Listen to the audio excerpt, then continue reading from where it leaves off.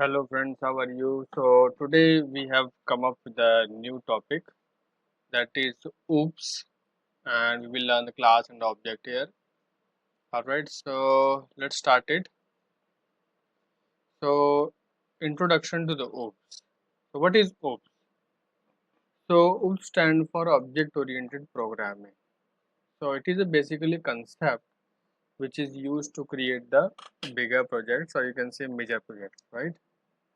So it is a programming approach where we organize our program around object rather than only functions and variable. Okay, so basically object is a variable. Actually we are making a variable very functional, and it can hold a lot of information, just not a single value, but it can hold, you can say, functions and variable both. So in simple word, OOPS allows us to combine data and a function that works on the data into a single unit called object. So basically, OOPS allowed to data and functions to work with it. So basically, what is OOPS? So basically, we will be making a class over here, okay, which will be a class will be containing, you can say, it will be containing the functions and the variable, combination of function and variable, right? Okay. So like example, let's take an example. Suppose we are creating a student management system. So a student has name, age, course, marks, everything, and a student can perform some actions, that is study, he can attend class, give exam. So this is functionality, this is the data. Okay. So basically, some are functions, some are variable. So in OOMS, we can keep the students' data and related functions together. Like we will create a student class in which we can put some variables like name, age, courses, and the functionality. The functions will be like this: he can study and he can attend class. Okay, so this makes the large program easier to organize and manage. So that you can connect. Basically, what we are doing here, we are just connecting our functions with our variable, right? So we are connecting it. All right. So this makes the large program easier to organize and manage, right? So that's why it is working. Okay. Now let's see, why do we need object oriented programming? So basically, before OOP, imagine creating information for multiple students. So you will create student 1 Rahul, student 2 20, sorry, student 1 age 20. So this is a single student, okay, student 1, and then we have student 2, then student 3. So this can be quickly become difficult to manage, but we may also have student 1 name, age, marks, course, and then we have second student name, age, marks, course. So basically, for 100 or 1000 students, this approach becomes messy. So OOPS gives us a better structure, like we can make a class, and inside that we can have multiple objects, and that object is the student, individual student. So this same class can be used to create many student objects.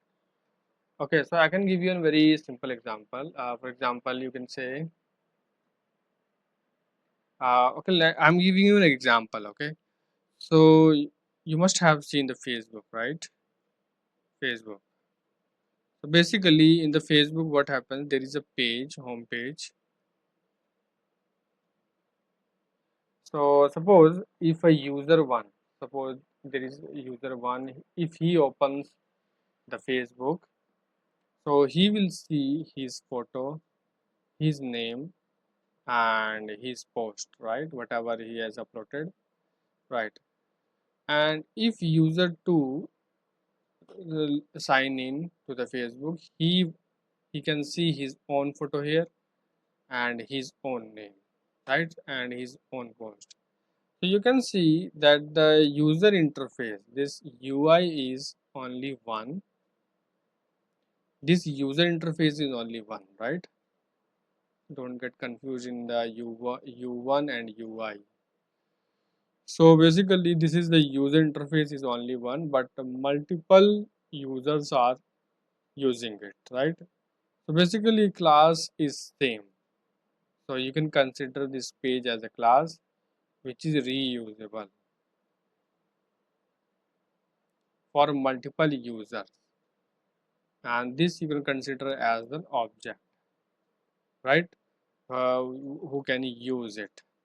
So this is the basic concept. I will say this is the easiest example, I will say. So this is how we can understand. Okay, so now let's come to the topic of class. Let's understand the class, how we can understand this one. So class. So what is class? Basically, if you see here, a class is a blueprint or template for creating object. Basically, what is class? Class is basically a blueprint. What is blueprint? Class is like almost like blueprint, right? Suppose you are making a building, okay? Like you want an four room house for you. Before you make it, what you will do, you will make a blueprint of it, right? Like this will be your area where you are creating the house, and then you can say there will be a wall. This will be your first room, your second room, and you can say this is your third room and fourth room, right? So what is this? This is your blueprint. This is an idea, blueprint, or you can say plan, which you will be making it, right? This is just a plan on paper. So same happens with the class. So class is also an idea, or you can say it is just a blueprint. So think about a building blueprint. The building defines number of room, doors, windows, structure. But the blueprint itself is not actually the building, right? So actually it is on the paper. So this is not the building. This is actually on the paper.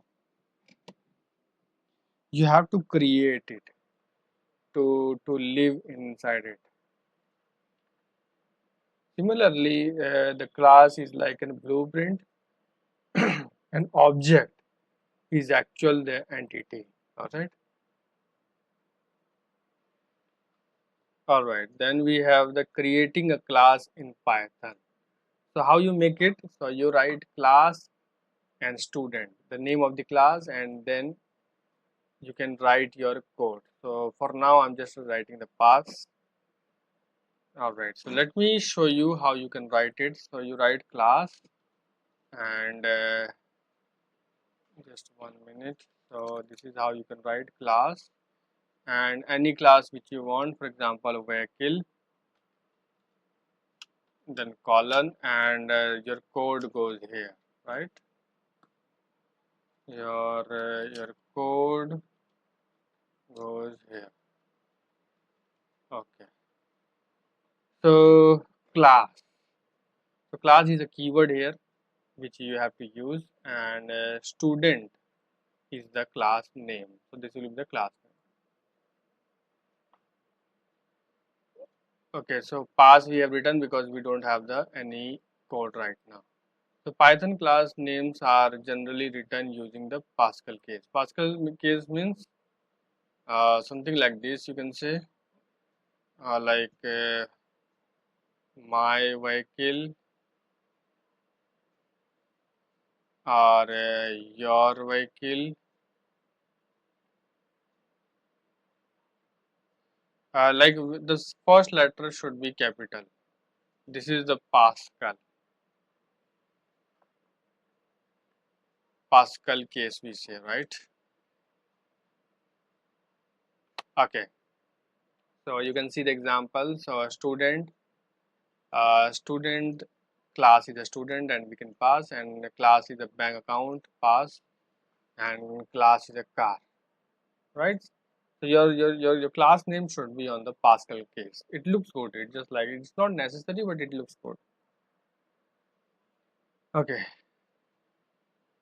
So for example, let me show you how we can also create some variable inside it, like my data 12 page 20 name.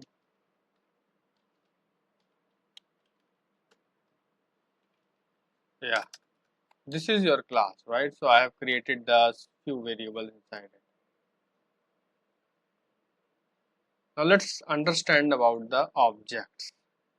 So we have learned how to make the class, right? So then we will learn how we can create an object here. The object is basically the real entity which will be working.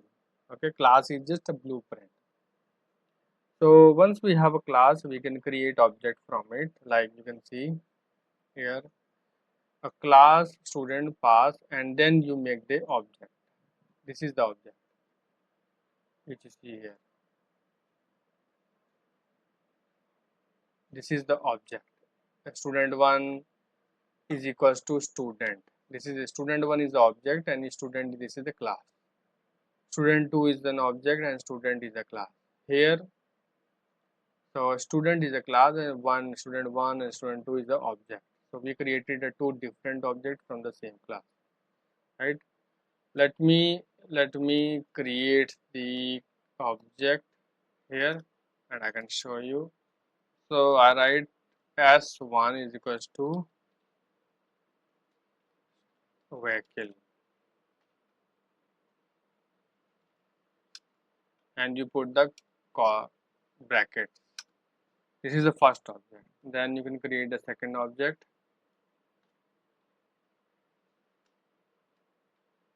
Yeah, I know this is not creating any logic here, like why we are creating class, why we are creating the object, how we can use it. Things will it will be, you will understand what's happening here. Just I will give some examples and you will understand. So why we make this, how this is useful to create and bigger projects. I will tell you each and everything.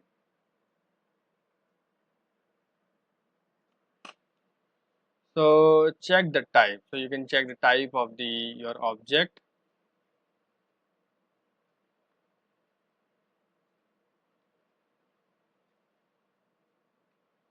Let me run it. I'm checking the type of S1. So it will tell you it is object of class vehicle, right? It is saying class main vehicle. It means vehicle is the main object, main class which it is a object of. So it tells the student one is an object of student class. Yes. Important point. So important point you can see here. One class can create multiple objects. So basically, it's not like you cannot create multiple object of a single class. Suppose your class is vehicles, right? This is your class. So you can create object one. It could be anything like Hayabusa. You can create a second object like Ducati. You can create the next Ninja. You can create or anything like Bullet. You can create Avenger, something like this, right? So you can create multiple objects. These are objects. These all are objects and this is your class, right? So it's not like that you cannot make it. You can also use the different objects, right? Okay, so now let's understand the attributes. So an object become much more useful when we give it some data. So what is attributes? Basically it is a data. The data associated with the object is called an attribute. So now you will learn how to store the data within this object. Within this object, how we can store the data here in this object S1 and S2. So for example, there is a class student here, and you are creating an object, and there is a class. Now you can create a variable inside this object. So let me show you how you can do this.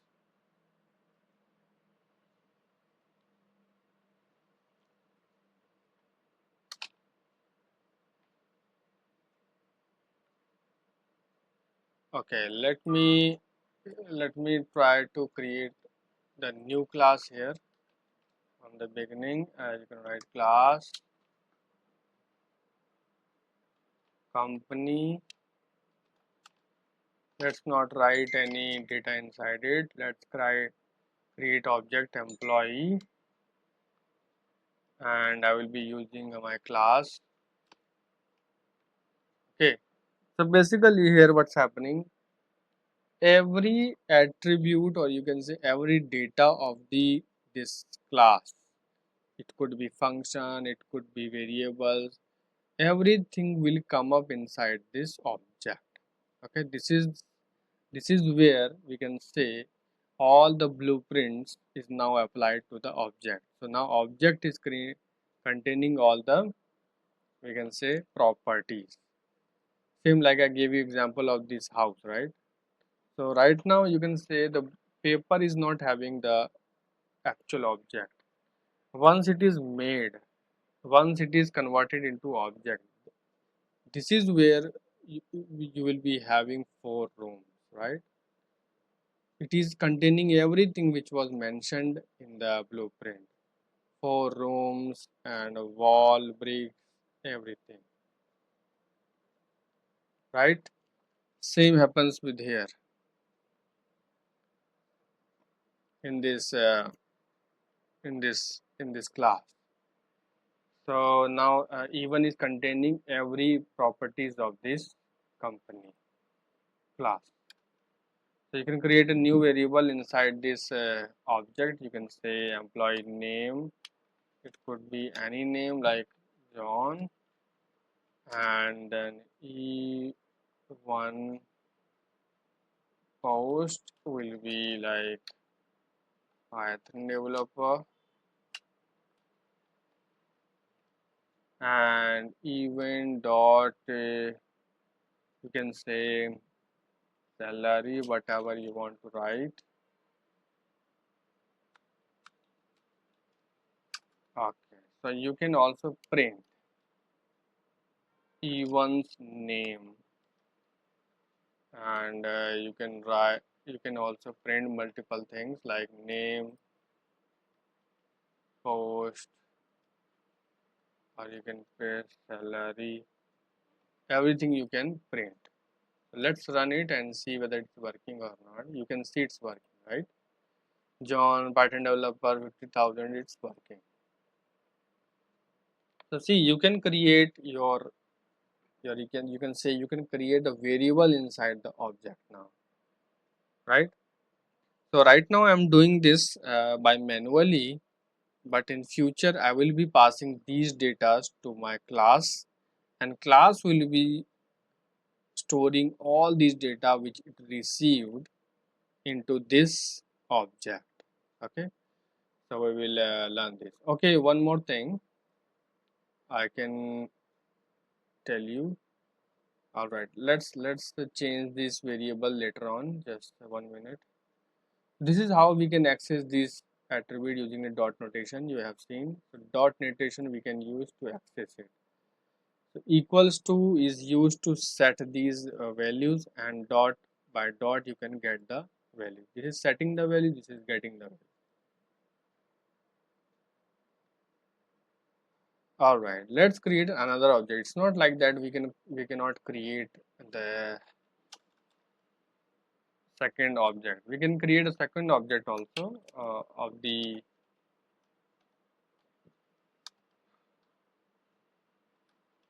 same class. Let it is e2 dot name is equals to, you can write a m and e2 dot post, it could be anything like AIML, right? And we can also print it e2 dot name like this. So you can set the values, you can get the value. See, Emma, right? You can see it's working. So we are setting the value, we are getting the value. Later on, we will be passing this data to our class, and class will be doing it for us, right? Okay, so we can see that each object have its own data, right? All right, so now let me change the information. Even you set the information, later on you can also change it. So how we can do it? So maybe later on you can say even dot salary should be increased by, let's put it very easy, uh, even dot whatever is the salary will increase by the 10,000, and then you can print the even salary. Let's run it, and you can see it became from 50,000 it became 60,000. You can also change it, right? So this is how the data flows in the class and object. All right, in the next session we will learn what is init, like what is constructor and what is self keyword, and much more things we will learn. Okay, things will make more logic when you will attend the next session. So I will request you to do that, and hope you have understood whatever we have done here. Okay, so if you really like the session, please like the video and comment your doubts if you are having any, or you can also ask something, or like you can appreciate, and must subscribe to my channel, right? Hope you are doing well, and let's meet in the next session. Bye bye.